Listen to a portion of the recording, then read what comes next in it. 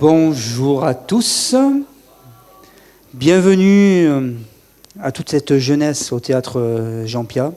Ça fait très plaisir de vous avoir ici dans ce lieu qui est un théâtre où on a l'habitude plutôt d'avoir des pièces de théâtre, soit des comédies, soit des créations. Et donc là, pour un événement un peu particulier, qui est une première. Donc ce sont les premières rencontres, les méditerranéennes, les rencontres du goût, mais aussi du savoir. Voilà, donc c'est important pendant ces 3 jours. On va parler de cuisine, on va parler d'alimentation, et on va parler de notre territoire, puisque nous vivons tous, je crois, au bord de cette belle mer qui est la mer Méditerranée, qui est un territoire connu depuis des siècles pour la qualité de ses produits. Donc l'alimentation, c'est un acte que l'on fait, je crois, tous les jours, 2 à 3, voire 4 fois par jour, si certains d'entre vous goûtent encore. Donc c'est un acte important, tout comme dormir, essentiel à la vie. Et autant faire en sorte que cette alimentation, elle soit réfléchie, elle soit raisonnée, et qu'elle soit nourrie de notre territoire. Il y a cet enjeu, bien entendu, économique, puisque certains peut-être d'entre vous, je sais qu'on a des CAP cuisine, se destinent au métier de la restauration, donc leur futur métier, donc il y a un enjeu économique. Il y a un enjeu, comme vous le savez, environnemental. Selon ce que l'on mange, on a plus ou moins un impact sur notre planète. Et je crois qu'aujourd'hui, tout le monde est sensible à ça, et aujourd'hui, il est important d'en avoir conscience et savoir comment on peut faire en sorte d'améliorer et surtout envisager l'avenir. Vous êtes jeune, vous aurez des enfants et il faut penser aux générations futures. Donc pour cela, pour ouvrir donc ces premières rencontres des Méditerranéennes, on a décidé d'établir une table ronde. Une table ronde qui a pour titre de l'école à la formation professionnelle. Donc la question qui s'est posée, c'est, comme je vous l'ai dit, l'alimentation, c'est un acte qu'on établit tous les jours, on mange tous les jours, de sa naissance jusqu'à son dernier jour. Et c'est un apprentissage que l'on démarre, qu'il faut à mon avis démarrer assez tôt. Donc je vais appeler plusieurs intervenants qui travaillent dans ce domaine-là, de l'école la plus petite, de l'école la maternelle jusqu'au lycée, voire ensuite, parce qu'ici on a aussi des représentants des étudiants de l'Institut d'agronomie de Montpellier, donc des étudiants aussi qui travaillent sur toutes ces questions-là. Donc je vais appeler les différentes personnes qui vont intervenir sur cette table ronde. On va commencer par Stéphanie Décobec. S'il te plaît, peux-tu venir nous rejoindre ? Stéphanie Décobec est directrice du campus Occitanie des métiers de la gastronomie, de l'hôtellerie, du tourisme. Alors qu'est-ce que c'est ? Elle va vous en dire un petit peu plus, mais c'est un réseau qui réunit tous les établissements de formation, mais aussi des entreprises et des institutions, des acteurs du territoire autour de la cuisine, de l'accueil du voyage dans la région Occitanie. Donc ça englobe plusieurs lycées, ça englobe des instituts de recherche, et Stéphanie est là pour coordonner, animer, dynamiser tout ce réseau-là. Je vais appeler ensuite un enseignant du lycée Christian Bourquin, Bruno Léger. Peux-tu venir nous rejoindre ? Donc, comme je le disais, Bruno Léger est enseignant au lycée Christian Bourquin, qui, pour ceux qui ne le savent pas, le lycée Bourquin, c'est un lycée qui est bac général, mais aussi bac spécialisé dans les métiers de l'hôtellerie et de la restauration. Et c'est à Argelès. Si je sais qu'il y a certains collégiens ici, si cette filière vous donne envie, pas très loin de chez vous, vous avez le lycée Bourquin Argelès qui est spécialisé dans ces filières-là. Bruno Léger est aussi très engagé dans une association qui se dénomme Slow Food Pays Catalan. Il vous en dira un petit peu plus. C'est une association qui a pour point de départ l'Italie. Et comme son nom l'indique, c'est le contraire de fast food, c'est slow food. C'est-à-dire on ralentit, on fait attention à ce que l'on mange. Et donc la connotation ici, c'est cette association en Italie, mais aussi en France et dans d'autres pays. Mais ici, il y a une coloration très pays catalan, donc en lien avec notre territoire. Nicole Philippe, peux-tu venir nous rejoindre ? Alors je parlais des plus petits. Nicole Philippe dirige le CIM. Alors le CIM, c'est un syndicat mixte, Perpignan Méditerranée, qui s'occupe d'alimenter toutes ce qu'on appelle les cantines, les restaurants scolaires. Parce que c'est le terme le plus approprié. Avant, on parlait de cantine, aujourd'hui, on parle de véritables restaurants scolaires, de la maternelle, donc jusqu'à l'élémentaire. Voilà, au collège, c'est un système un peu différent. Mais donc, Nicole Philippe dirige ce syndicat qui aussi, au-delà d'approvisionner les restaurants scolaires, développe des animations pédagogiques, comme je prends un exemple, Paysans à l'école, qui permet aux enfants de la maternelle et de l'élémentaire de découvrir l'agriculture locale. Ce sont des rencontres, par exemple, avec des agriculteurs qui travaillent sur le territoire, et les enfants peuvent se déplacer, aller voir comment ces agriculteurs travaillent au quotidien. Autre intervenant que je vais appeler, c'est Laurence Grandjean. Merci Laurence. Donc Laurence est basée à Perpignan et elle s'occupe d'encore plus grand. Elle s'occupe des étudiants.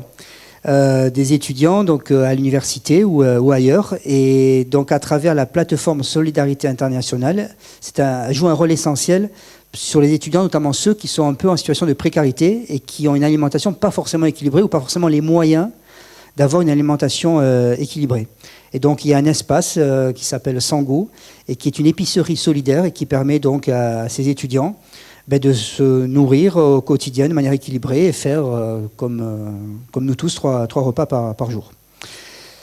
On va rester dans le monde de l'enseignement avec Pierre-Yves Romlaer, alors je parlais de l'élémentaire, je parlais de la maternelle, là on va parler du collège. Pierre-Yves Romlaer est chef cuisinier au collège de Lézignan-Corbière, donc c'est dans l'Aude, c'est pas très loin d'ici.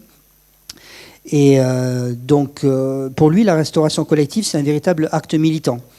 C'est tout le contraire de ce qu'on peut dénommer la cantoche, où on mange une purée reconstituée à base de flocons. C'est tout le contraire. C'est une idée de promouvoir une cuisine équilibrée, une cuisine respectueuse de l'environnement.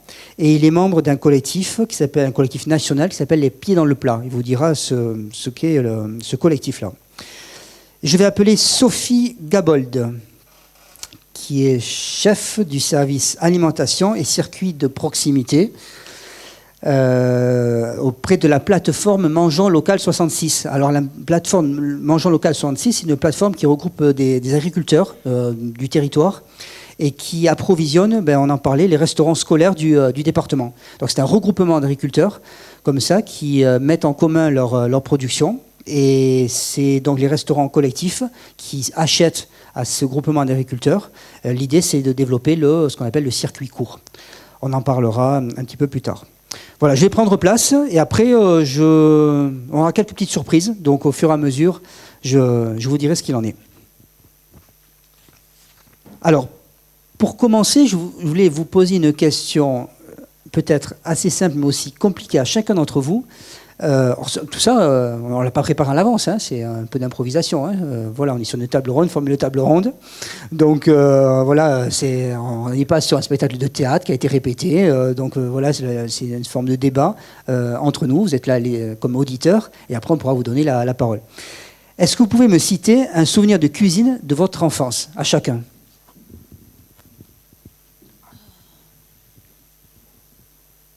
Le poulet à l'estragon de ma mère. Allez, le gigot d'agneau du dimanche chez ma grand-mère. Alors moi, c'est très catalan, c'est les bols de picolate. Alors moi aussi, ça va être très catalan, c'est les bougnettes de ma grand-mère. Alors moi, c'est aussi la recette de ma grand-mère, mais c'est les courgettes, 100% courgettes à l'huile d'olive à la casserole, tout simplement. Et pour moi, peut-être la tarte aux pommes, un des premiers desserts qu'on apprend à l'école hôtelière. Voilà, donc finalement des recettes familiales, des recettes, on a parlé de votre maman, de ta grand-mère, un ancrage territorial. Je pense qu'effectivement, très tôt, je pense que chacun d'entre nous, on a comme ça des souvenirs de plats qui, dans notre enfance, étaient appréciés. Je pense que le démarrage de l'apprentissage commence par là. Et dans ce cadre-là, je voulais vous poser une question collective. Réponse celui qui le souhaite. Hein. Selon vous, à quel âge commence cet apprentissage culinaire ?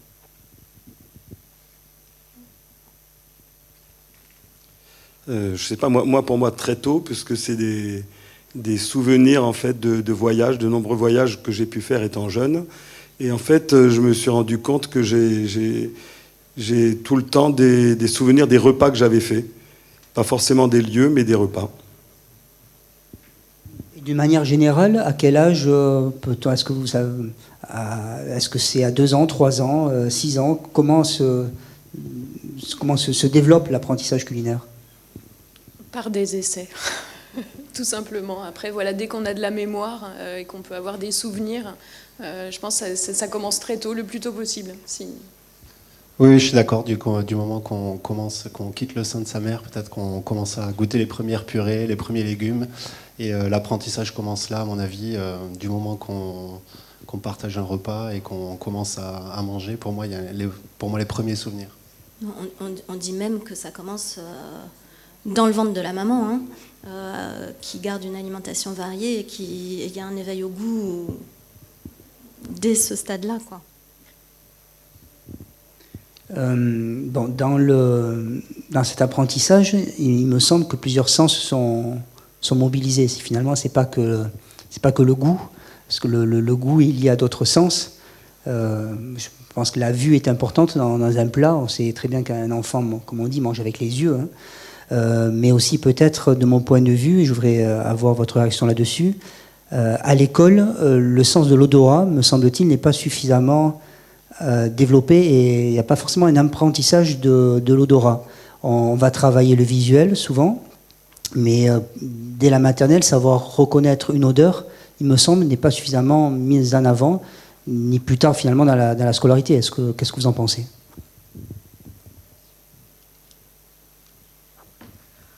Oui, effectivement, c'est vrai qu'on travaille beaucoup sur, enfin en tout cas nous, dans les restaurants scolaires, on travaille beaucoup sur les préparations et donc sur la vue, voilà, on travaille pas forcément sur les odeurs, mais par contre on se rend compte, nous on a des ateliers avec le Purple Campus, au mois de juin, on a des diététiciennes qui viennent faire des ateliers dans les maternelles et elles travaillent sur l'odorat, reconnaître, voilà.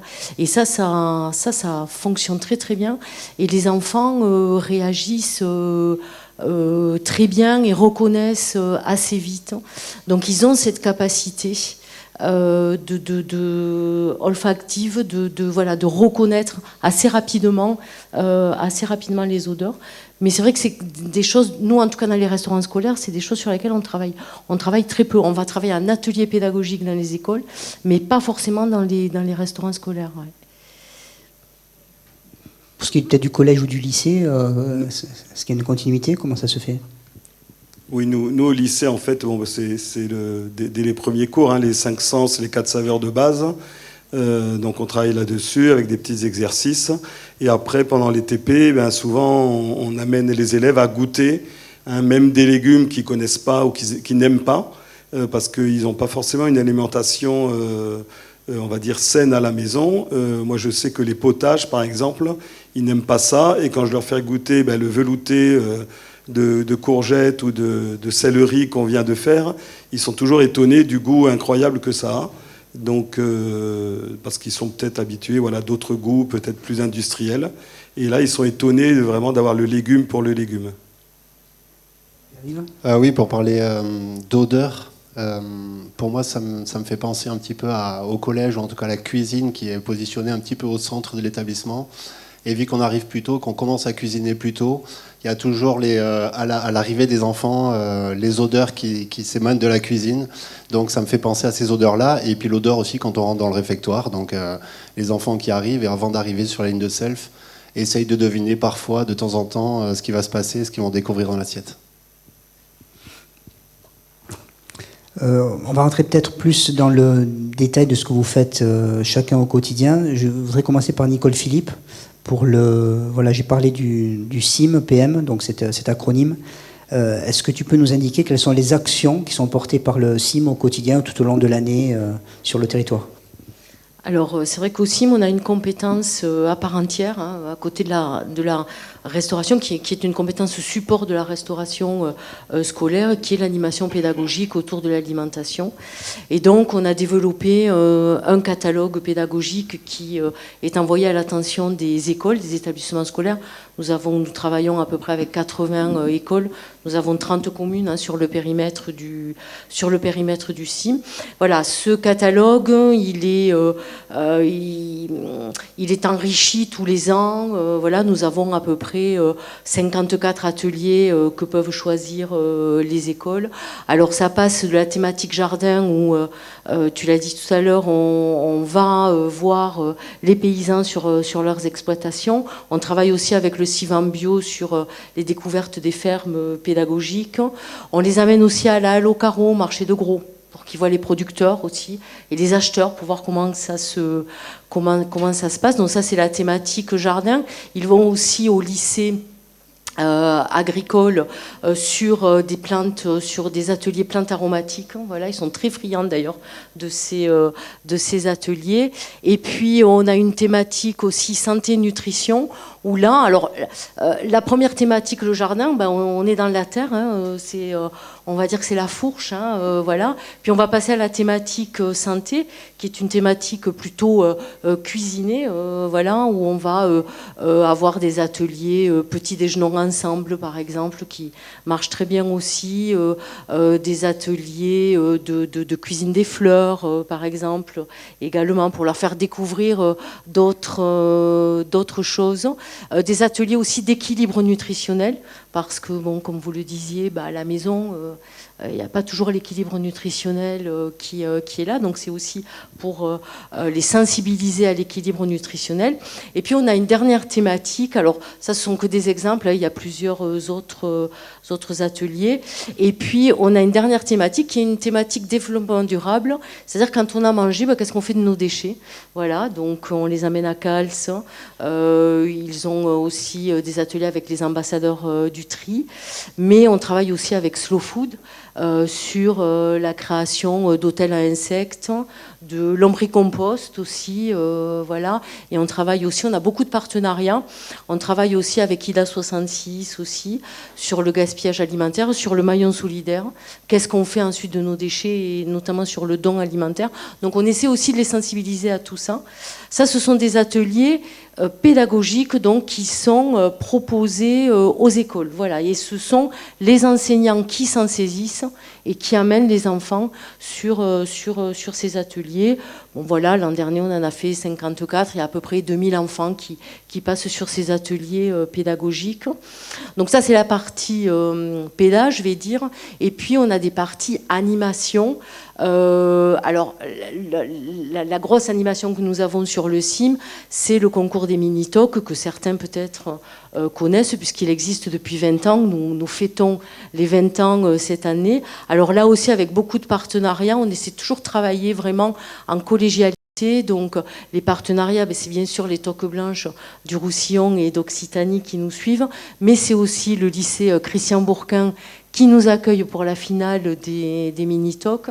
C'est le lycée de Rivesaltes, le lycée agricole de Rivesaltes aussi, qui fournit aussi les ingrédients. C'est aussi la plateforme avec qui on travaille sur la restauration, qui nous fournit aussi les ingrédients que les enfants vont cuisiner. Donc les mini-talks, je le fais rapide, c'est un espèce de petit top chef pour les CM1 et les CM2 des 80 établissements scolaires de notre périmètre. Ils s'inscrivent au concours. Il présente une recette. La recette, alors on a 200 recettes à peu près par an. Donc la recette passe par un comité de lecture auquel participent également les professeurs et les élèves du lycée Christian Bourquin et les Toques Blanches. Voilà. On vote sur la faisabilité de la recette, sur le décorum, voilà. De ces 200 recettes, il faut bien en choisir 20, 10 finalistes pour les CM1, 10 finalistes pour les CM2, et ces finalistes se retrouvent au lycée Christian Bourquin, coachés à la fois par les Toques Blanches et les professeurs du lycée, et les élèves qui sont commis des enfants qui sont finalistes. Voilà. L'idée, il y a 20 ans, c'était de travailler sur le légume, parce que voilà, ils ne travaillent que sur des légumes et des fruits. qui sont imposées. On est quand même dans un concours, donc voilà, il faut quelques petites restrictions et un peu de challenge. Et puis ensuite, au lycée Christian-Bourquin, il y a un jury de dégustation, il y a des notes et puis il y a une remise des prix. Alors après, il n'y a pas que ça, parce que effectivement, c'est bien de travailler dans les écoles, mais c'est aussi bien qu'on travaille sur la qualité de nos repas à l'intérieur de nos restaurants scolaires. Nous, on fait 12 000 repas par jour, donc vous pouvez imaginer la difficulté que c'est de faire 12 000 repas par jour et de faire du bien manger, on va dire, que les enfants puissent se régaler. Et moi, j'ai envie de dire que là-dessus, on travaille. Alors, on travaille encore avec les toques blanches du Roussillon et d'Occitanie, puisqu'on a des plats signatures qui sont signés par nos chefs.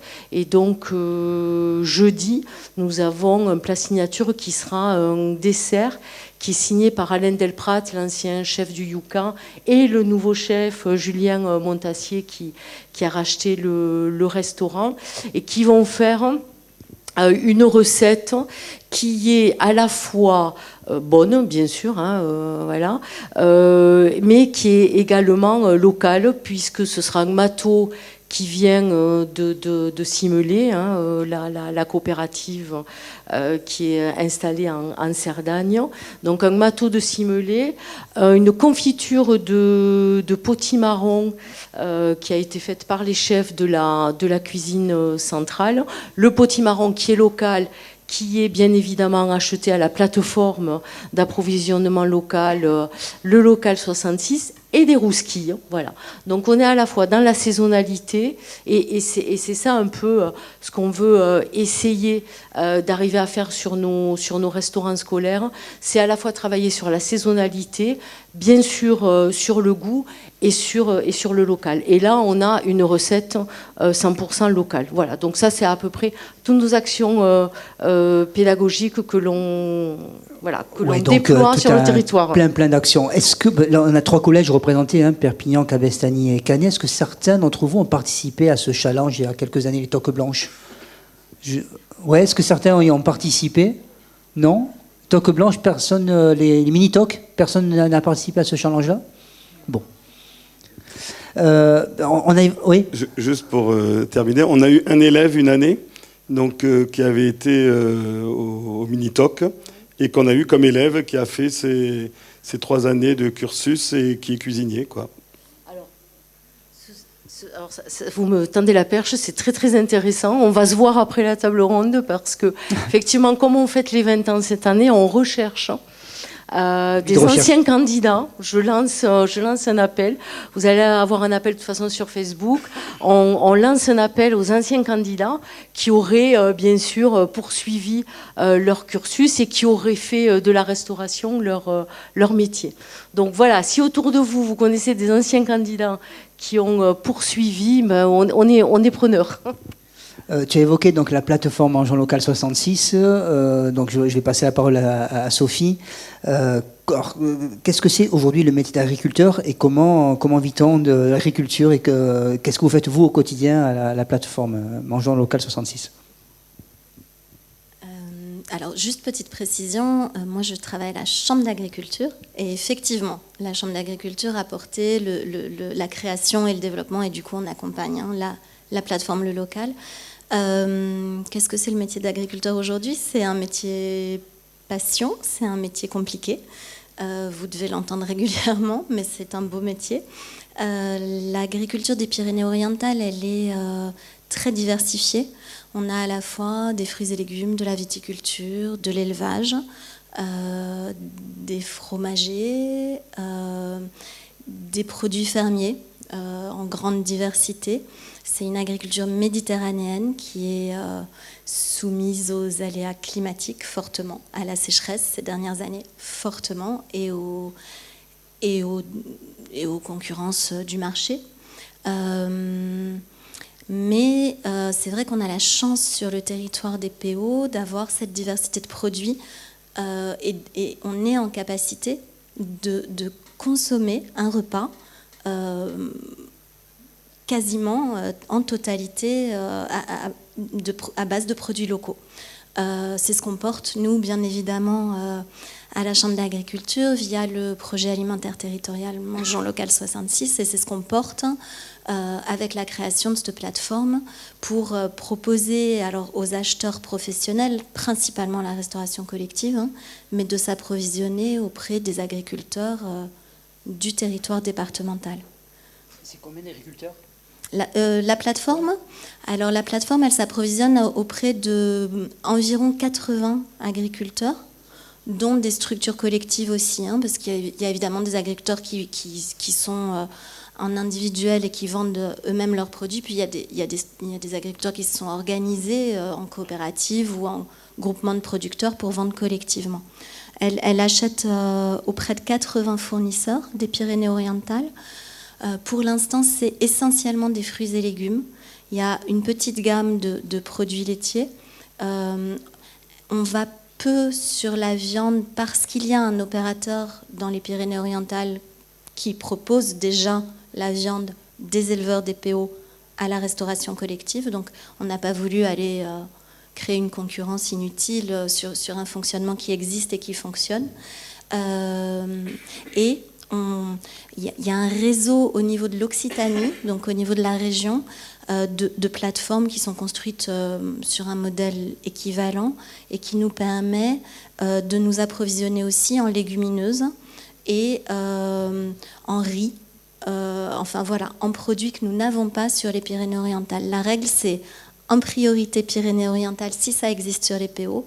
Et si ça n'existe pas sur les PO, mais que ça existe en Occitanie, on peut aller chercher. Ou bien aussi, sur les fruits et légumes, évidemment, on essaye de porter les saisons, parce que c'est en saison que les produits sont bons. Mais, par exemple, les poires, ce n'est pas une très grosse production dans les PO, mais il y en a. Donc, pendant la production de poires, on propose les poires des PO. Mais avant ou après la saison, plutôt après, après pour étendre un petit peu la durée de la proposition des poires via la plateforme Le Local, on peut aller en chercher un peu plus loin en Occitanie. Voilà le fonctionnement. C'est une plateforme, vite fait, qui associe dans sa gouvernance des agriculteurs. Donc elle est gérée par des agriculteurs et par des entités publiques. Donc c'est cette particularité qui permet d'avoir un outil, en fait, c'est une société privée, mais elle sert l'intérêt collectif. Voilà, on n'a pas créé un nouvel opérateur de plus identique aux autres. On essaye d'avoir, on porte des prix justes, la valeur ajoutée au maximum pour l'agriculteur, tout en maintenant des prix justes pour les acheteurs. Merci beaucoup. Pierre-Yves, donc, comme je disais, chef cuisinier au Collège de Lézignan, mais aussi membre actif d'un collectif. Alors, un collectif, vous allez pouvoir nous indiquer ce que c'est. Le collectif Les Pieds dans le Plat, qui est un collectif au niveau national. Pouvez-vous nous dire votre engagement et à quoi ça sert ? C'est un collectif de cuisiniers, de diététiciennes qui s'est formé il y a plus de 15 ans maintenant, et qui travaille sur la formation des agents et des cuisiniers en restauration collective pour aller vers des pratiques différentes, installer des produits bio, des produits locaux et surtout de cuisiner sur place. Et on est de plus en plus nombreux, on se forme, on échange sur nos pratiques et on essaye d'inventer, on n'aime pas trop dire des recettes, mais peut-être des modes opératoires et des façons de faire qui sont adaptées à notre métier. Et qu'on essaye de partager le plus possible pour que les pratiques évoluent. Au quotidien, au collège, c'est combien de repas ? Au quotidien, pour moi, au collège, c'est 500 repas. D'accord. Et un exemple de menu sur la semaine, est-ce que c'est des menus carnés tout au long de la semaine ou comment ça se passe ? Non, il y a un repas végétarien dans la semaine. Et après, pour ma part, c'est assez différent de ce qu'on a l'habitude de manger effectivement en restauration collective, parce que je sors de certaines pratiques et des produits déjà préparés comme les boîtes et les produits surgelés. Donc on fait tout nous-mêmes, on cuisine tout sur place. Et du coup ça nous permet un éventail de recettes et de propositions bien différentes. Et du coup... Vous voulez des exemples de recettes ? Oui, donnez-nous des exemples. je sais pas quoi vous dire. De tout ce qu'on peut imaginer pouvoir faire en cuisine. Et on sait très bien qu'en cuisine, c'est tellement large que, je sais pas, on fait le cassoulet, bien sûr, un cochon qui rentre, donc on utilise la tête, les oreilles, les pieds, et on fait un cassoulet comme il se doit. On fait de la truite, parce qu'il y a un peu d'élevage de truite. Et avec la truite, on fait une petite sauce, une petite sauce vierge avec les grenades qui sont juste à côté de chez nous. Ça m'arrive aussi de travailler des menus, on va dire, de cuisine du monde, d'essayer d'aller chercher des recettes qui sont pratiquées depuis très longtemps dans beaucoup de pays où on a réfléchi depuis tout ce temps à comment se nourrir simplement, avec des techniques très simples. Donc le mourla arabique, c'est un petit dessert à fleur d'oranger au Liban, par exemple. Donc voilà, c'est ce genre de recette qu'on propose aux enfants. Et est-ce que l'élève peut donner son avis ? Est-ce qu'il y a un retour ? Oui, bien sûr. Les élèves, ils donnent leur avis parce que je suis là, parce que je suis souvent en salle. Je m'attache à ça, en tout cas pendant le service, d'être présent en salle, au bout du self, et d'échanger beaucoup avec les enfants, à la table de tri aussi. Ils donnent leur avis, ils peuvent faire des propositions. J'ai amené la bibliothèque de livres dans le réfectoire, donc les enfants peuvent venir chercher les livres que je garde précieusement depuis tout ce temps. Et bien sûr qu'ils peuvent donner leur avis. Parfois ça leur plaît, parfois ça leur plaît pas. Mais l'idée en tout cas, c'est de toujours d'échanger avec eux sur tout. Et donc voilà, je m'attache à ça en tout cas, d'être très présent en salle et de créer un vrai lien avec les enfants qui viennent manger. Merci. Bruno, donc cette fois-ci on n'est plus au collège, on est au lycée. C'est donc des élèves qui sont passés par le collège et qui ont pour objectif donc de devenir travailler dans la restauration ou dans l'hôtellerie. Déjà, c'est vrai qu'on a évoqué le métier d'agriculteur, on dit que le métier de cuisinier est difficile, mais je pense que c'est aussi un métier passion. Comment ça se passe quand un élève rentre en seconde ? Quels sont les exemples qui lui sont donnés ? Comment on intègre en fait cette filière-là ? Et qu'est-ce qu'on devient à l'issue après avoir un bac professionnel dans ce domaine ? Alors, nous, on travaille sur 3 ans, seconde, première, terminale. La seconde est en fait là où on fait son choix entre la salle et la cuisine. Donc, nous, en cuisine, on va être sur plutôt des préparations basiques, bistrot, brasserie, etc. En première, donc, quand l'élève a choisi sa filière, donc il devient cuisinier. Et là, on va travailler sur la cuisine des régions de France. On a des terroirs assez incroyables, donc on va travailler sur la cuisine alsacienne, sur la cuisine... hier, on a fait la Bourgogne, par exemple, les fameuses meurettes, une tarte au poire au vin, etc. Et en terminale, on a ouvert là depuis quelques années là plutôt cuisine des régions du monde, où là on va expérimenter un petit peu des recettes, pourquoi pas du Japon ou du Maghreb ou d'Amérique du Sud qui est en vogue à l'heure actuelle. Et voilà. Et donc après nos élèves ils ont beaucoup de stages. On en parlera un peu plus tard là. Avec des lieux de stage bien choisis qui vont, je leur dis, mais c'est le moment où vous devez faire votre CV, vos lieux de stage. Donc sur les 3 ans, ils ont deux périodes chaque année, donc 6 stages à faire. Donc j'essaye, moi, qu'ils n'aillent pas toujours, c'est 2 fois dans le même restaurant, et après il faut changer de restaurant. C'est un peu notre différence avec l'apprentissage, où ils vont pouvoir aller grappiller à droite à gauche des savoir-faire, des cuisines différentes, même de régions du monde différentes, des restaurants, pourquoi pas asiatiques, etc. Et ils vont puis pourquoi pas voyager aussi.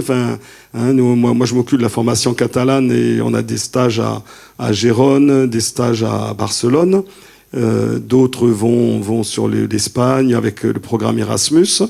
Donc là aussi, après c'est aux élèves aussi leur envie de se constituer un CV et d'aller voir différentes méthodes, différents chefs. Ça peut être intéressant pour eux. Ouais, j'ai l'impression qu'aujourd'hui, le métier de cuisinier est beaucoup lié au voyage. Est-ce que je me trompe? Parce qu'auparavant, il y a peut-être une trentaine d'années, on faisait son apprentissage dans une région et on restait cuisinier dans sa région. Aujourd'hui, j'ai l'impression qu'on a des chefs voyageurs. Alors, nous on a toujours, quand j'étais au Moulin à Vent, donc l'ancien lycée privilégiait quand même, bon, peut-être un peu la France, mais on a toujours envoyé des élèves, une partie sur la Côte d'Azur, une partie en Alsace, et après, on avait aussi des stages sur Bordeaux. Donc voilà. Et après, évidemment, chez nous, puisqu'on a beaucoup de restaurants chez nous aussi. Donc l'idée, c'était ça un peu de les faire, oui, voir d'autres cuisines, d'autres méthodes aussi. Parce qu'il y a la cuisine, mais il y a aussi, je vois en Alsace, par exemple, il y a une rigueur dans la cuisine qu'il n'y a pas ici, ou des produits qu'on n'a pas ici. Voilà. Oui, voilà, par exemple, je vais prendre l'exemple d'un chef qui est aujourd'hui installé à Perpignan, Marc Meillat, qui a un restaurant qui s'appelle Manat à Perpignan, peut-être certains d'entre vous connaissent. Il sera là présent dimanche. Hein. C'est un chef qui a fait ses études donc, au lycée hôtelier de Molavent, voilà, ancien élève de Bruno, et qui ensuite a travaillé un certain temps à Paris. À Paris, il a rencontré un chef japonais.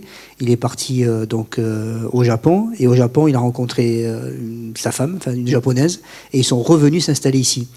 Je pense que ça fait partie des exemples aujourd'hui de personnes qui ont entre 30 et 35 ans, qui ont un cursus donc d'ici, hein, et qui ont pas mal voyagé et qui sont revenus ici. Peut-être tu pourrais aussi évoquer le cas de Thomas Chilom.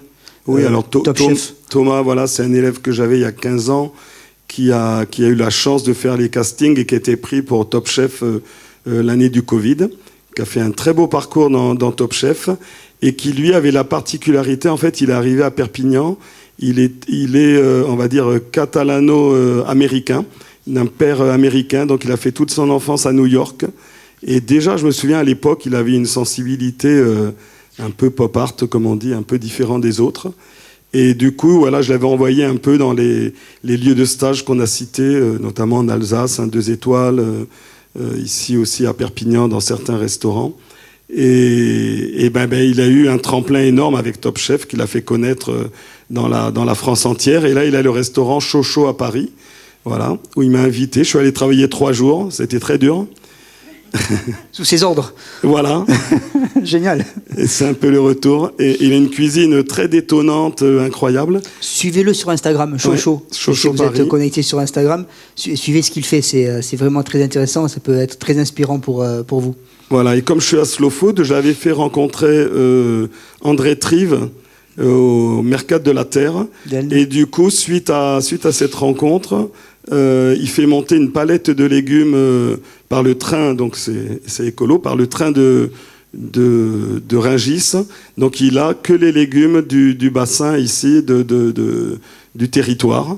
Et je lui ai fait rencontrer aussi les vignerons du territoire, donc il a les vins d'ici à Paris. Et régulièrement, là, ils vont faire un menu avec les frères d'Anjou, pour ceux qui connaissent dans le domaine d'Anjou-Banessi. Et là, ça doit être, je crois que c'est ce soir même. Et du coup, voilà, donc après, c'est toujours des liens. On a organisé les 10 ans du lycée Bourquin. Il est venu gracieusement. Il nous a fait un plat, son fameux, comme un poireau vinaigrette avec une mayonnaise fumée. Et voilà, excellent, j'ai eu l'occasion de le goûter, c'était vraiment excellent ça. Incroyable. Ouais. Justement, je vais en profiter pour faire. On a dans la salle une ancienne élève de Bono Léger, tu parlais de la Côte d'Azur, donc je vais appeler Yamina Ben Saïdan donc à venir me rejoindre, qui est une ancienne élève donc, du lycée hôtelier du Moulin à Vent. Ça s'appelait Moulin à Vent. Oui. Et qui a, je crois, effectué un stage sur la Côte d'Azur. Et puis, voilà, grâce à Bono Léger. Et depuis 20 ans, elle travaille, alors je vais lui donner la parole, hein, mais elle travaille avec un chef qui s'appelle Marcel Ravin, qui est un chef martiniquais, arrivé très jeune en France et qui est aujourd'hui à la tête d'un restaurant avec 2 étoiles à Monte-Carlo. Et là, il vient de décocher une 3e étoile avec un 2e établissement.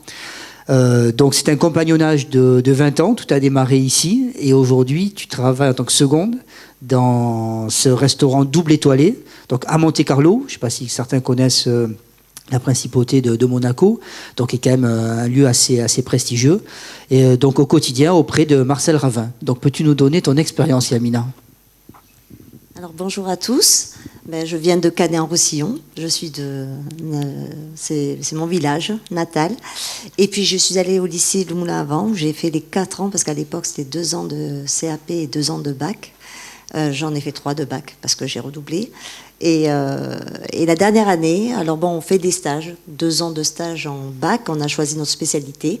Ce qui était bien, la politique, et grâce à nos profs qui vraiment nous suivent et nous prennent déjà comme des pré-adultes responsables, hein, parce qu'il faut sentir qu'on a été vraiment bien accompagnés.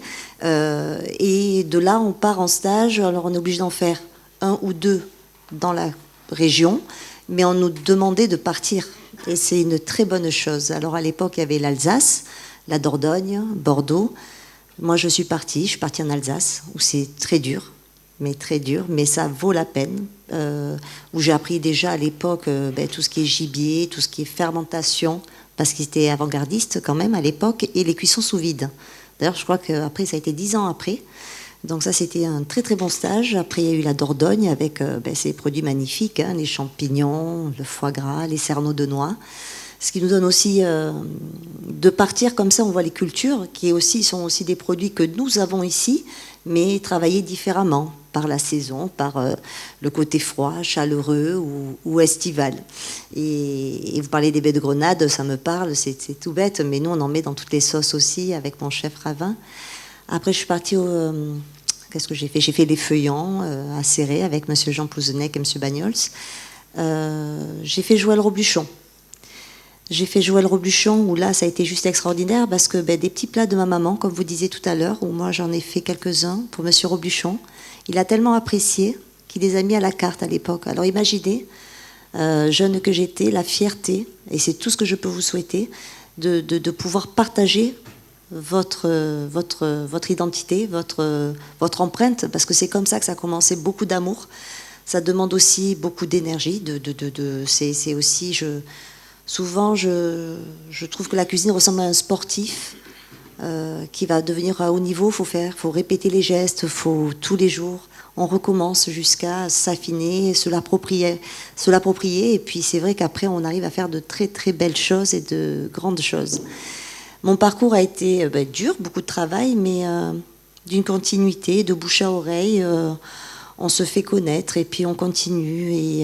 Et c'est vrai que j'ai fini à Monaco, j'en oublie plein d'autres. J'ai travaillé chez Gilles Goujon, j'ai fait Henri Delcros à l'époque sur Canet. J'ai fait Saint-Cyprien, une toute petite maison, mais la meilleure, je crois. C'était ma première d'ailleurs en stage en CAP, où là on apprenait tout. Lever les poissons, faire les pâtes à pizza, la pâtisserie. Enfin, c'était au yachting à Saint-Cyprien. Il n'existe plus ce restaurant, il est devenu un glacier. Mais je crois que c'était très très dur, parce que des heures, du volume, hein, le volume, la capacité de clients. Mais c'est hyper important de le faire étant jeune. Moi, le seul conseil que j'ai à vous donner réellement, c'est maintenant. C'est vos 10 premières années, sortie d'école. Prenez tout, donnez tout, soyez ouverts à tout. Partez, voyagez, pour mieux revenir aussi, parce que vous partez avec quelque chose qui est très important. On a une authenticité à Perpignan, enfin je dis Perpignan, la région, et je pense que ça m'a beaucoup aidé, parce que je sais d'où je viens, et je sais où on peut aller. Mais sans oublier, moi je sais que encore aujourd'hui, j'ai ma clientèle, évidemment, chez Marcel, depuis 20 ans que je travaille, alors il y a 6 points de restaurant, je suis sous-chef tournante, donc il m'arrive d'être autant gastro qu'à la brasserie, qu'au banquet, et c'est bien, parce que il faut toujours se remettre, voilà, on n'a pas le temps de s'endormir, et... Pourquoi je vous dis ça? C'est parce que tout vaut la peine quand on est passionné, c'est facile. Ça devient facile, il faut rester amoureux, il faut rester... pourquoi nous sommes à parler de ces agriculteurs, de ces maraîchers? Moi, j'en suis très fière parce qu'aujourd'hui, ça a bien évolué, tout ça, de anti-gaspillage. Nous, on travaille avec aussi, on est partenaire avec Good Fish. Donc Good Fish, c'est aussi l'éco-responsable. C'est grâce à nos pêcheurs, vont nous dire qu'est-ce qu'on doit utiliser dans cette saison. On va mettre de côté un peu les poissons en voie de disparition, par exemple, et on va travailler ce qu'ils ont à nous proposer. On est à l'écoute de l'agriculteur, du maraîcher, et c'est en fonction de ça qu'on fait nos cartes. Et ça a changé, c'est ça qui est bien. Donc voilà, et toutes les connaissances et tout ce qu'on a su prendre de nos voyages, de nos parcours, a du sens. C'est pour ça que les 10 premières années, c'est les plus importantes pour mieux après les appliquer. Et croyez-moi, la clientèle face à vous le ressent vraiment, sincèrement. Et tout devient plus facile après. Voilà. Quelle satisfaction, quel plaisir tu as à cuisiner pour les autres? Ben, le plaisir, c'est que déjà ils viennent nous voir. On est toujours content qu'on dise Yamina elle est là, enfin, c'est pas de l'ego, mais c'est vrai qu'ils viennent pour notre cuisine. Ils viennent pour notre cuisine, ce partage, ces émotions, ces goûts, quand on vous parle, et eux-mêmes en parlent mieux que nous. Nous, on l'a cuisiné, mais eux en parlent encore mieux en disant, oh là là, alors là, il y avait quelque chose, ça m'a rappelé. Enfin voilà, ça les fait voyager aussi, ça leur rappelle aussi des histoires personnelles, et ils reviennent, et vraiment fidéliser des clients, c'est aussi agréable, parce que c'est une clientèle aussi exigeante. Et ce que j'aime le plus souvent, c'est que entre eux, après, ils deviennent presque à faire des tables. Et bon, là, je prends en exemple les fins de vacances de mes clients qui aiment qu'en fin de vacances, je puisse leur faire un plat plus convivial pour terminer de la sorte. Et ça devient chaque année, maintenant, presque c'est devenu normal. Donc ça, c'est très agréable. Alors j'ai eu. Alors il y a la sarsuela, la paella, voilà, non, et puis après on met plein de petits plats de partage qui sont fusion entre les Antilles et puis le côté catalan, mais aussi mes origines orientales, comme la chouchouka qui plaît beaucoup avec le petit œuf parfait. Voilà, on va le revisiter, et c'est ça, de sublimer aussi des plats qui à la base étaient pauvres ou sans être pauvres, je m'entends quand je dis ça, et donner. La richesse de la simplicité. Voilà, c'est vraiment une phrase juste. C'est qu'il faut écouter aujourd'hui la nature, et avec la nature, c'est à nous de se creuser un peu les méninges et de faire quelque chose de sympa, et on sait faire. Mais voilà, c'est l'envie, la curiosité, et voilà, et ne rien lâcher. Merci beaucoup pour ce témoignage, pour ceux qui vraiment ont envie de se lancer dans ce métier passion. Vous avez, je crois, là... joli témoin. Je parlais de chef voyageur. Vient nous rejoindre Sergi de Meilla, qui est de Barcelone. Et non, reste là. Et également un chef de Minneapolis. Bienvenue donc aux États-Unis, donc à Ben Ryans, qui nous vient de Minneapolis, des États-Unis. Je vais poursuivre avec le monde des étudiants. Donc une question pour Laurence Grandjean, donc qui travaille avec des étudiants de l'Université de Perpignan. Quel est votre constat et que faites-vous pour améliorer le quotidien des étudiants dans le domaine alimentaire? Alors on fait plusieurs choses. On a une épicerie sociale et solidaire, donc déjà on peut leur permettre de s'acheter à manger à moindre coût, parce que la situation des étudiants n'est pas au plus beau fixe non plus. On a 30% de nos étudiants qui ont moins de 60 € par mois pour manger. Donc quand au début de cette table ronde tu disais 3 à 4 repas par jour, la plupart se limitent à seulement un. Donc sur un repas c'est dur d'être équilibré. Donc nous on est là pour leur proposer, leur donner accès à de la nourriture à moindre coût. Ils payent entre 10 et 30% du prix réel. Nous on a tous nos produits en fait grâce à l'aide alimentaire, les produits de la banque alimentaire, des chantiers d'insertion aussi locaux. On travaille aussi avec le local. Voilà, on a pas mal de fournisseurs issus de l'aide alimentaire qui nous permettent d'achalander notre épicerie. On propose aussi des ateliers cuisine qui sont vraiment ouverts à tout le monde. Nous, notre but, c'est pas d'isoler, on va dire, les étudiants qui savent pas forcément cuisiner tous les plats qu'ils veulent faire. On est là aussi pour faire de la mixité, et c'est ça qui amène du coup des recettes qui n'ont pas vraiment d'origine, mais qui viennent un peu de partout. Donc on a fait de la chouchouka, On a fait par exemple de l'assida, c'est un plat soudanais qui se fait avec seulement de la farine et de l'eau.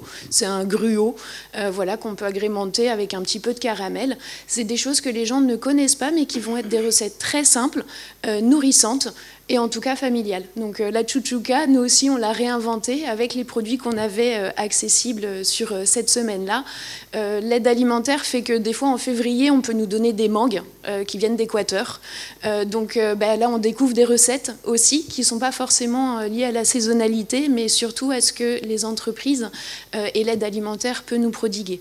On va avoir des produits qui sont issus des repas scolaires qu'on doit aussi retransformer. Donc on leur apprend aussi, parce que certains étudiants vont sortir une poêle pour faire des pâtes. Voilà, on leur apprend les bases. Non, c'est vrai, c'est vécu plusieurs fois. Voilà, on est là aussi pour leur donner des idées, se dire c'est pas dramatique si on a une recette avec du curcuma et qu'en fait on n'a pas de curcuma, la recette elle peut exister, elle peut vibrer et être très intéressante. Quand il y aura du curcuma à disposition, on en mettra, mais au final, tester des nouvelles saveurs et surtout avoir des goûts vraiment francs, sympas en bouche. Et si chaque recette est un petit peu différente à chaque fois, c'est une force et c'est pas une faiblesse. Et dans tous les cas, le fait de faire des ateliers avec plusieurs personnes, avec des origines aussi différentes, permettent de varier et surtout de passer un bon moment. Et je pense que l'alimentation, c'est vraiment un bon moyen de pouvoir parler des différences. On a fait un atelier cuisine il y a une dizaine de jours.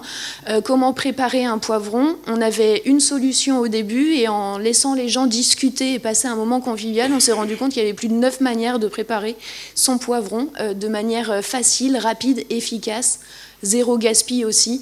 Voilà, parce que nous, on fait avec des petits moyens et on essaye aussi d'utiliser le produit dans son entièreté. On fait aussi des déplacements dans nos chantiers d'insertion. On travaille avec 3 chantiers d'insertion sur les PO, avec des agriculteurs aussi, où au printemps, on va même apprendre, et on emmène aussi les étudiants, mais aussi des familles, des habitants, planter voilà, du basilic, planter les tomates. On retourne voir comment est-ce qu'elles poussent, comment est-ce qu'on les récolte, comment est-ce qu'on les travaille, et le cercle vertueux de récupérer la graine au lieu de la jeter à la poubelle pour pouvoir la consommer, la garder et l'année prochaine recommencer ce joli cercle vertueux. Voilà. Merci beaucoup. Ça représente un volume au quotidien. Combien d'étudiants à peu près qui viennent vous voir? Nous, on a plus de 250 bénéficiaires, sachant que là, on en a 50 en plus cette année. On sent que la précarité, c'est quand même un problème qui est grandissant. Hein. À chaque rentrée scolaire, on en a de plus en plus. On en a aussi qui arrivent au cours de l'année. Nous, notre but, c'est vraiment d'attirer un maximum de personnes. Et du coup, on n'est pas que spécifique aux étudiants, mais aussi aux jeunes de moins de 30 ans. Donc, pour les apprentis, les collégiens, les lycéens, ces ateliers-là et l'épicerie sociale et solidaire, on a aussi un espace de vie sociale qui est ouvert à tout le monde. Et voilà, plus on est, plus on aura de force et on pourra partager ces grands repas que l'on fait.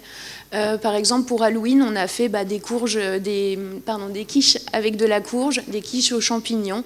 On a proposé un menu équilibré avec des produits de saison. On a aussi respecté les différents régimes alimentaires qui peuvent y avoir. On a toujours à cœur sur des buvettes de faire des tout petits prix pour que ce soit accessible. Voilà, et on propose du sans lactose, du sans gluten, du végétarien, du vegan. Voilà, on a à cœur de proposer une alimentation variée à prix accessible.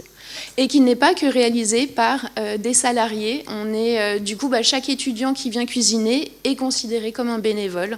Voilà, donc on a plus de 70 bénévoles qui aiment venir et nous soutenir sur toutes les actions alimentaires que l'on fait. Merci beaucoup. De rien. Stéphanie Descobec, donc j'ai évoqué le campus Occitanie, donc ça aussi c'est une entité, une institution qui regroupe plusieurs établissements.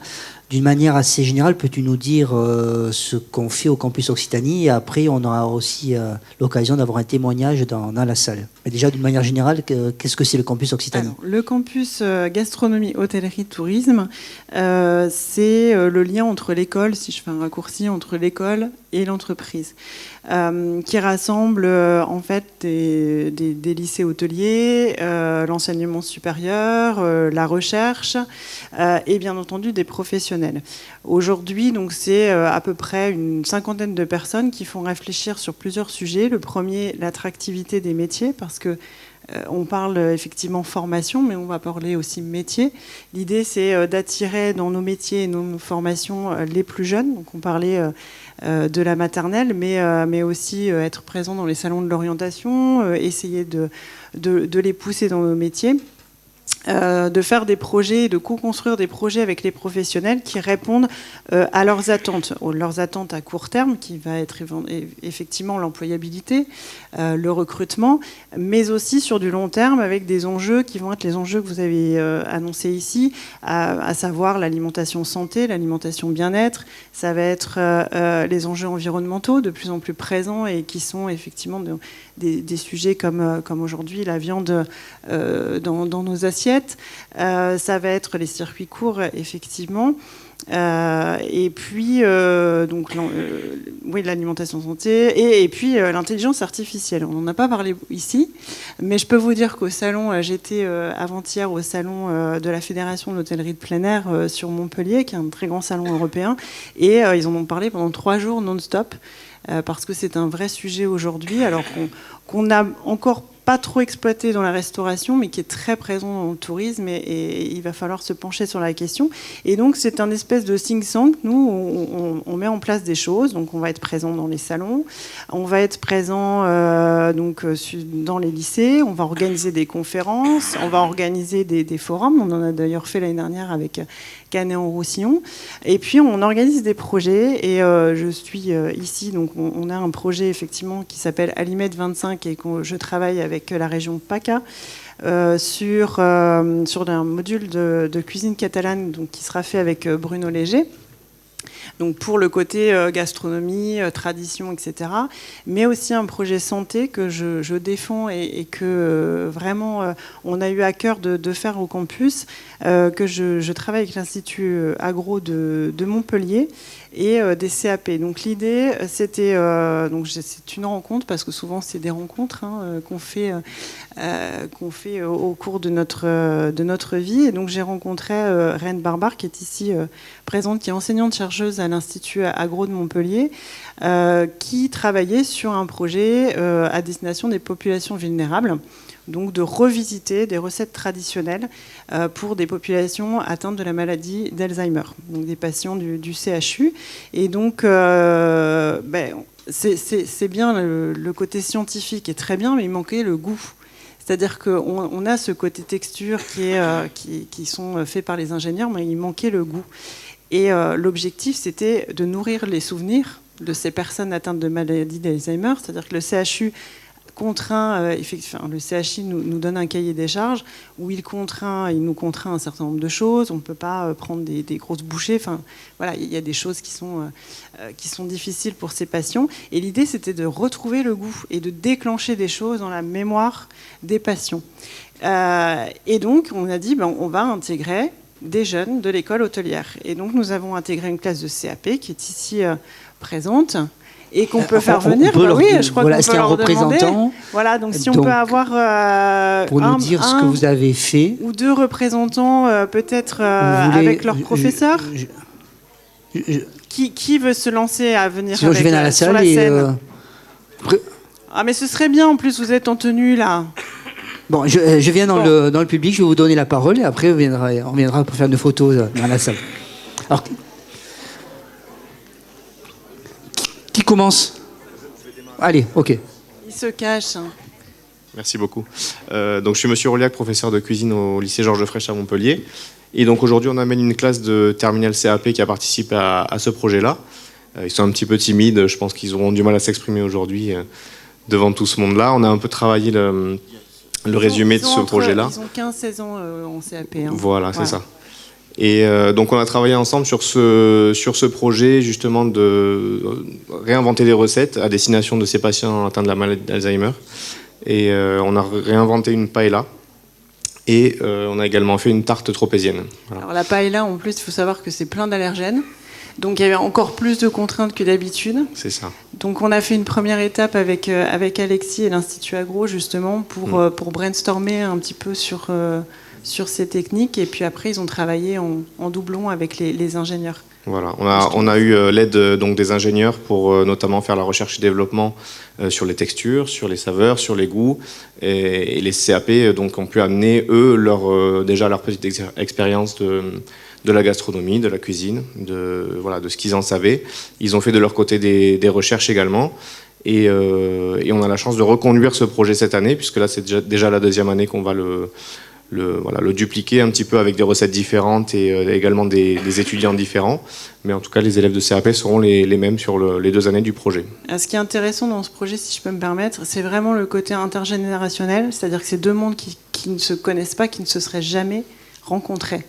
Le scientifique, Bac+5, et le CAP en cuisine. Et ça, c'est une expérience assez extraordinaire à la fois pour eux, et c'est pour ça que j'aurais bien voulu qu'il y en ait un qui me donne son sentiment. Mais en tout cas, j'en ai quelques-uns qui sont venus me voir en me disant « mais je ne savais pas qu'on pouvait aider les gens ». Et ça, c'est vraiment très fort, parce que ça leur ouvre l'esprit sur autre chose, d'autres perspectives.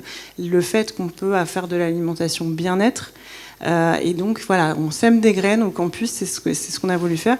Les ingénieurs aussi qui sont derrière, on en a 2 et on a Rennes qui est présente, mais c'était aussi une expérience, je pense qu'elle peut... Enfin, si on peut avoir un tout petit témoignage, ce serait top.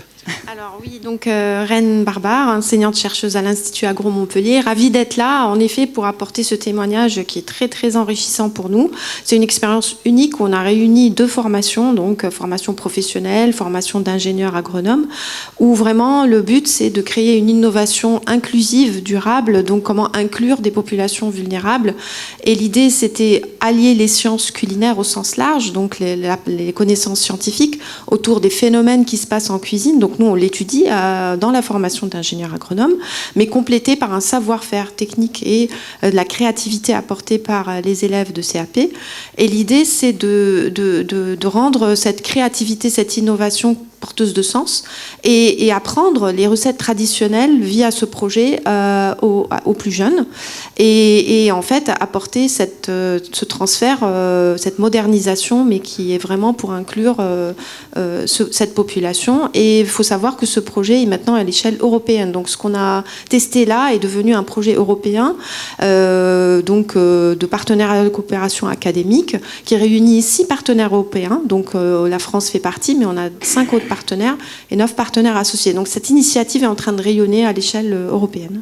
Je laisse la parole aux élèves ingénieurs qui sont là. Bonjour, Célia Melchion, donc je suis étudiante à l'école d'ingénieurs agronomes de Montpellier. Et donc c'est vrai, ce qui est intéressant sur ce projet, c'est le fait que ce soit pluridisciplinaire.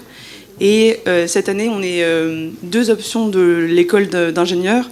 Donc le pôle plutôt agroalimentaire qui va vraiment apporter les compétences techniques et scientifiques, donc de recherche et développement, aussi toute l'étude sur le côté qualité. Et il y a aussi l'option dont je fais partie et dont Camille fait partie, agro-manager. Donc on va être plus sur des compétences de management, de coordination de projet, gestion de projet. Et il y a notamment l'étude de la pérennisation en fait, du projet pour le CHU et le lycée Georges Frêche. Et donc pour voir comment on pourrait continuer à faire prospérer ce projet sur les prochaines années, ou alors aussi étudier un peu comment il pourrait être réputable. Et à plus grande échelle, c'est-à-dire qu'on a produit là pour une dizaine de patients, et l'idée c'est de faire quelque chose à plus grande échelle, de voir comment c'est possible, de voir en termes économiques, etc., aussi le modèle économique. Et ce dont on n'a pas parlé, parce qu'on parle du ressenti effectivement des jeunes qui sont présents, mais on n'a pas parlé du ressenti des personnes qui étaient des patients. Et on a eu des résultats super. Alors moi, je n'y étais pas parce que, comme vous savez, c'est des petites unités et on ne peut pas être présent avec eux. Donc ça, c'est le côté un peu compliqué. C'est que vous avez vos clients, mais là, pour le coup... Et du coup, en fait, ils ont eu vraiment un déclenchement. Et quand je vous ai entendu parler des émotions de vos clients, il y a une dame qui a effectivement retrouvé la parole, alors qu'elle n'avait plus parlé. Enfin, elle avait sans doute pas envie de parler aux autres, et ça lui a déclenché quelque chose, et elle a reparlé. Donc là, on est vraiment dans l'alimentation bien-être, à la fois pour le patient, mais aussi pour la personne qui a cuisiné en face et qui se dit, mais oui, je ne suis pas là que pour servir une assiette. Oui, il y a du sens. Et en fait, c'est vraiment notre objectif au campus. C'est vraiment pour ça que c'est le... Alors, on a plein d'autres projets qui sont très sympas, mais celui-là, en tout cas, il est symbolique de vraiment ce que, pour moi, ça représente la cuisine. C'est ça. Et l'alliance entre le scientifique, la science et la cuisine, c'est quelque chose que je voudrais aussi pousser pour les jeunes, pour justement les plus jeunes, quand on est en démonstration salon, parce que souvent on fait des salons de l'orientation ou des salons de démonstration pour les petits. Et moi, cette dimension cuisine, moi j'ai vu Rennes montrer avec un cake et un œuf comment on faisait de la mayonnaise à des gamins en expliquant, voilà. Et j'ai trouvé ça super. Les gamins de 6-7 ans adoraient. Et je me dis, mais en fait, c'est ça qu'il faut qu'on arrive dans les salons à montrer à la fois le côté cuisine, le côté scientifique, ce que ça peut déclencher, etc. Et je pense que voilà, en tout cas, ce projet, il est vraiment symbolique de ce qu'on est capable de faire au campus, avec les professionnels, avec l'école, pour valoriser ces métiers qui sont des métiers passion, des métiers difficiles, et de partage. Voilà. Merci beaucoup. Je voudrais entendre un petit peu le public maintenant. Alors, tout simplement, c'est vrai que vous êtes venu de Montpellier, mais des questions très très simples. Qu'est-ce que vous aimez, vous qui vous destinez à la restauration, qu'est-ce que vous aimez le plus préparer comme plat? En 2 mots. Quel plat tu préfères préparer? Un plat ou un aliment? Qu'est-ce que vous aimez préparer? Un bokit. Qu'est-ce que c'est? Je connais pas. Oui? Ah ben voilà, donc avec quoi? Comment se prépare un bokit? C'est ça? C'est un plat en sauce? Non, c'est une sorte de pain avec de la viande à l'intérieur et des salades, tomates et une sauce chien. Qu'est-ce que c'est une sauce chien? Sauce chien, c'est fait à base d'huile, de persil, oignons et du sel avec un peu d'eau chaude et vous mélangez et puis voilà. Génial. Ouais, enfin moi je connaissais pas du tout. Yamina, oui, je pense que tu devais connaître de par ton chef. C'est une sauce antillaise avec les poissons grillés. Hein. Est-ce que parmi ceux qui sont un peu plus jeunes derrière aimeraient être plus tard... Déjà, est-ce que vous cuisinez? Est-ce que certains cuisinent? Alors, qu'est-ce que vous aimez cuisiner? Attendez, je vous donne la parole. Là. Oui. Alors, attendez, on a un volontaire, bravo. Qu'est-ce que tu aimes cuisiner? J'aime faire les pizzas. Alors, comment tu fais les pizzas? Est-ce que tu fais la pâte? Je fais la pâte à la faite maison. Je la fais tout seul. On fait la sauce tomate et on fait le reste pour faire la pizza, quoi. Qu'est-ce que tu mets dans la pâte? Je me mets de la farine et ça. Bon, par contre, la recette de la pâte, c'est ma mère qui me l'a donnée et moi je me rappelle plus trop. Ça ferme. D'accord. Qui aime cuisiner à la maison? Je suis sûr. Allez, qu'est-ce que tu aimes cuisiner? Toi, dis-moi. Je suis sûr que est-ce que vous aimez manger? Ouais. Bon. Manger, ouais. Quel est ton plat préféré? Je sais pas. Tu sais pas. Et toi? Les tacos. Qu'est-ce que c'est les tacos? Ça vient d'où ça? C'est catalan les tacos? C'est les tacos, d'où viennent les tacos? Allez, question. Mexique, d'accord. Et comment se fait un tacos? C'est une farine de blé, une farine d'autre chose? C'est hein? C'est une galette à base de... Dedans, il y a une farine particulière. De maïs. D'accord? Donc, c'est vrai qu'aujourd'hui, à travers la cuisine, on peut voyager, en fait. C'est hyper important. C'est de la farine de maïs. La farine de maïs, effectivement, les tacos. Il y a un autre ingrédient, souvent, qui revient dans les tacos. Fruit ou un légume, je ne sais pas, d'ailleurs. Vert. Avocat. C'est un fruit ou un légume, l'avocat? C'est un fruit, non? Et est-ce qu'un d'entre vous se destinerait, voudrait plus tard, je ne sais pas, en passant peut-être par le lycée Bourquin, devenir cuisinier? Est-ce que ça... Oui. Pourquoi? Attends, je te passe la parole. Tout simplement, hein. Pourquoi? Parce que tu aimes manger, parce que tu aimes faire plaisir aux autres, dis-moi. Parce que...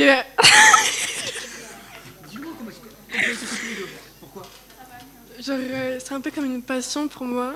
Et genre, j'aime bien cuisiner pour ma famille, mais surtout pour moi. Moi. Oui, voilà. C'est tout. Et donc, tu envisages d'être peut-être plus tard... Est-ce qu'il y a des chefs qui t'inspirent? Est-ce que tu connais le nom de chefs qui t'inspirent? Est-ce que tu auras de top chefs, des gens comme ça? Oui, non? Non? Est-ce que sur Instagram, tu suis certaines recettes? Non, sur TikTok? Ouais, d'accord. Sur TikTok, tu es abonné à certains influenceurs? Bon. Est-ce que quelqu'un dans le public aurait une question? Parmi les jeunes, parmi les moins jeunes vous avez là, quand même, je crois, un panel de personnes qui travaillent dans le domaine de la maternelle jusqu'au lycée, jusqu'à la recherche. Est-ce que quelqu'un aurait une question? Non? Ah, si, une question. Bon dia a tothom. Je suis enseignant et par conséquent, j'ai fréquenté beaucoup d'établissements.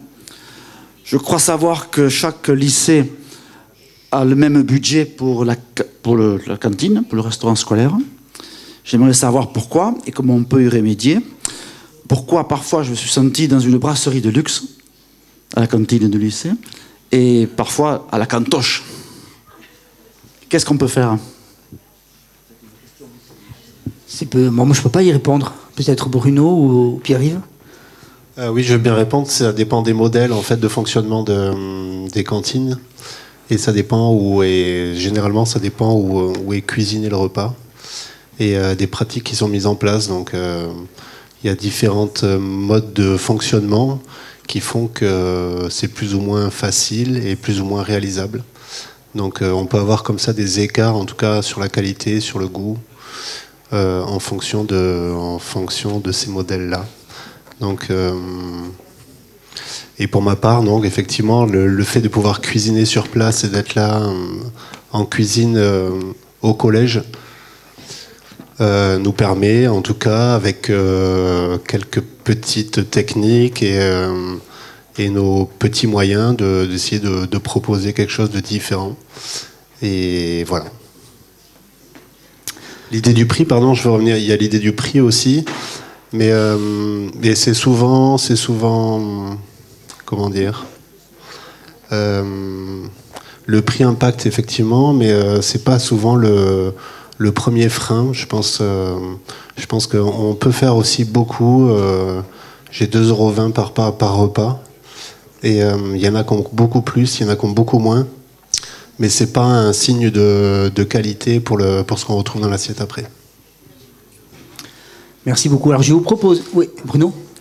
Non, juste pour dire, moi je pense aussi je connais des cuisiniers de collectivités qui adhèrent à Slow Food et qui mettent en pratique justement d'autres techniques, comme on disait, pour ne pas utiliser les produits surgelés, etc.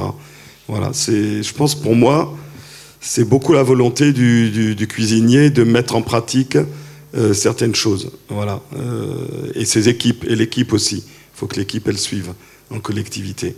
Mais je pense qu'on peut faire Nous, on a l'exemple à la cantine avec le chef qui est parti à la retraite, mais qui était ancien élève du lycée, du début du lycée, et qui m'a dit toujours mais moi, je suis venu là pour faire à manger dans une cantine d'élèves qui vont apprendre la cuisine, et je veux leur montrer que cette cuisine aussi, on peut faire avec peu de moyens des choses bien.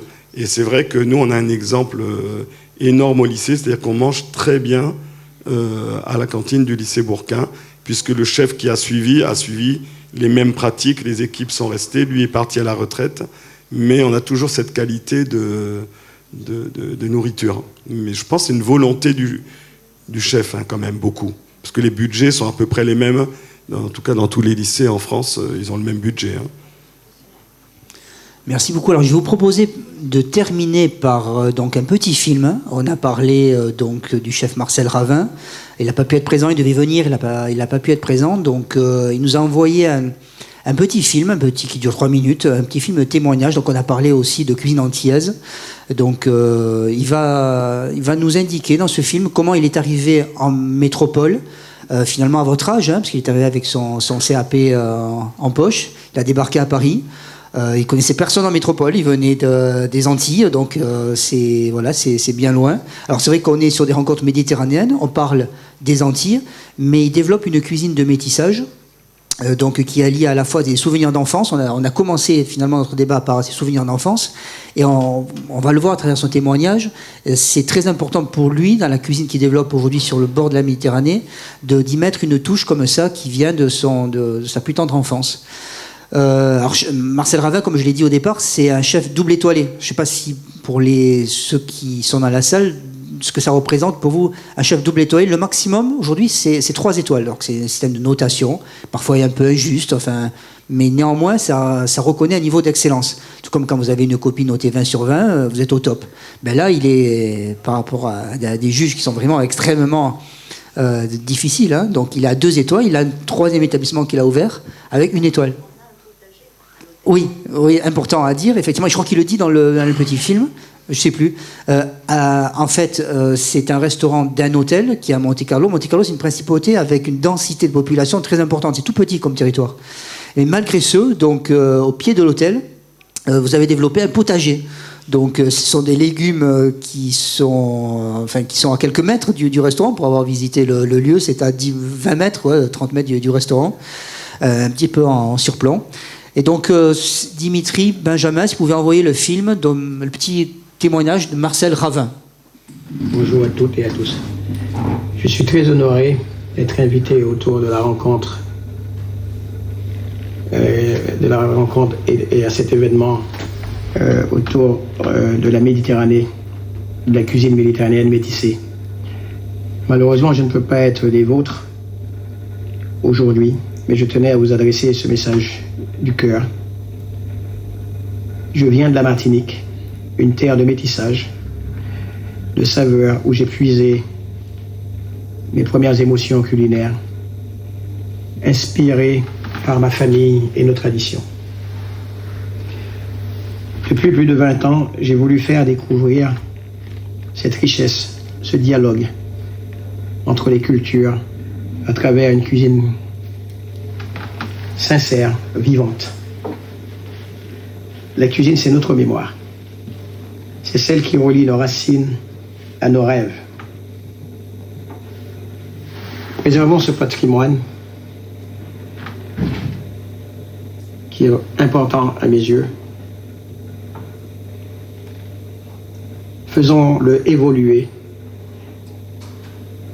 avec respect et passion. Ce métier demande rigueur, volonté et amour du geste. Mais surtout, il nous invite à mettre notre identité au cœur de chaque création, de chaque plat. Continuez à raconter votre histoire à travers vos créations. C'est ainsi que la cuisine reste vivante et universelle. Pour les jeunes qui souhaitent s'aventurer dans ce métier, ce n'est pas seulement de courage qu'il faut, mais il faut être honnête avec soi-même. Il faut être non seulement passionné, mais il faut aimer les clients, il faut aimer les personnes pour qui vous allez cuisiner. Il faut avoir le respect du travail bien fait. Il faut avoir le respect de votre culture, de votre identité. Quand je suis arrivé en métropole, je ne savais pas ce qu'était un artichaut. Ce ne sont pas les mêmes produits que chez moi. Et j'ai appris avec le temps à connaître les produits de la Méditerranée qui sont complètement différents de ce que j'avais l'habitude de manger en famille. J'ai découvert des produits extraordinaires. Ici, aujourd'hui, le produit qui m'a le plus marqué et dont je suis à chaque fois fier quand c'est la saison, c'est la courgette trompette. C'est les beignets de fleurs de courgette. Lorsque j'ai découvert ces saveurs-là, ces techniques, j'ai associé dans mes recettes, dans notre restaurant, le Blue Bay, Et donc, ben, ces produits-là, avec des goûts et des saveurs aussi de mon île. Et donc, tout ça pour vous dire que finalement, quand on parle on dit que la cuisine elle est vivante, mais c'est ça le vivant. C'est l'art de pouvoir mélanger les cultures. Et quand on cherche bien, la Méditerranée parle à tout le monde. La Méditerranée, c'est un peu le monde.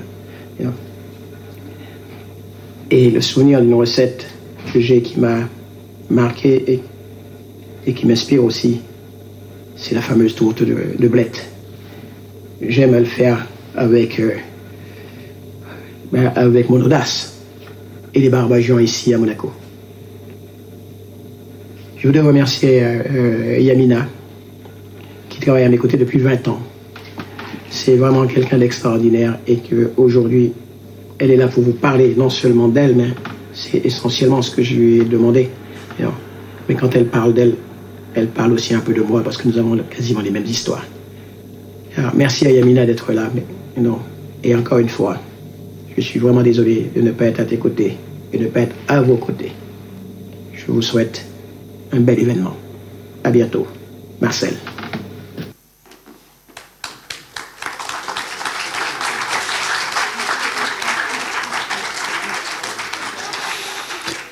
Merci à tous. Est-ce que Kalou a une dernière réaction? Sinon, on clôture le débat ici.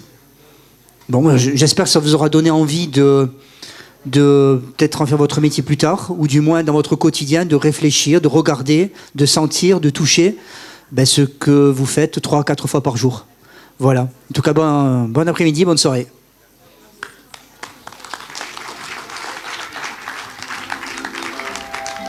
Mmh.